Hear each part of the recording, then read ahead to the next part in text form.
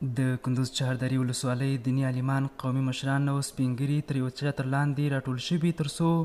د دغه ولایت له ملکي او نظامي چارواکو سره خپلې ټولنیزې ستونزې، غوښتنې او اړتیاوې شریکې کړي. دوی دغه راز د ناستې په یوه برخه کې د پراختیایي پروژو پلي کېدو او د کرنې په برخه کې د بزګرانو لاسنیوي غوښتنه هم وکړه. او از حکومت خود ما انشالله حمایت میکنیم. بنامندگی ولسوالی چهاردره که برای ما گفتن پیشتر که از طرف بنامندگی ولسوالی چهاردره قماندان صاحب گپ بزنه و ما انشالله با نمایندگی ولسوالی چهاردره پشتیبانی میکنیم که انشالله هیچ کسی را اجازه نمیتیم، وقت نمیتیم که در ولسوالی ما یا در ولایت ما کسی تخریب بکنه یا با ضد نظام گپ بزنه انشالله تعالی. په همدې حال د کندوز ملکي او نظامي چارواکي په هیواد کې ډاډمن امنیت، د ملي پروژو پلي کېدل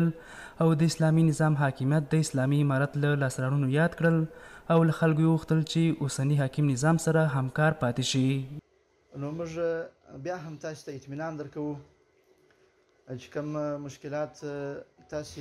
بیان کړل نو موږ به په اول قدم کې دغه ستاسو ستونزې کوم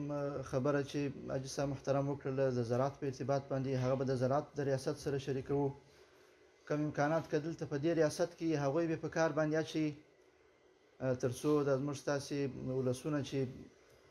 متضرر شوي دي چې د هغوی جبیره وشي. او کومه خبره او کوم مشکل چې د ابیارۍ ریاست مربوط راځي، همداسې تعلیم و تربیې او داسې د امر بالمعروف د نور ریاستو مربوط چې دغه مشکلات ستاسې راځي، موږ به انشاءالله د هغوی سره شریکوو او دلته په ولایت کې به حل ورته راباسو انشاءالله. له تاسو سپین ږیرو نه، له تاسو اربابان ده، له تاسو مشران ده، تاسو ټول د قوم رهنمایان یاستئ. امکان دی ولري چې دلته به یو کس د 10-12 مسجدو په نمایندګۍ راغلی، دلته به یو کس د 20 مسجدو په نمایندګۍ راغلی. که په هر ځای کې د منګه یو عسکر له ولس سره بېنزاکتي وکوله، ولس سره تعصبي چلن وکړه، ولس یې خفه کړه بې ځایه، نو تاسو نه زموږ دا یو هیله ده او دا متقاضا ده، دا د ټول رهبري او د ټول نظام له تاسو نه دا غوښتنه ده چې تاسو باید په وخت سره موږ سره شریکه کړئ چې دغه عسکر نن دغسې یو تعصبي چلن وکړه چې دا د ټول امارت په جام باندې د داغ ولګاوه. نو دا تاسو نه یوه تقاضا ده او خپلو عسکرو ته او خپلو مجاهدینو ته دا امر ده چې تاسو باید د خپلو ولسونو،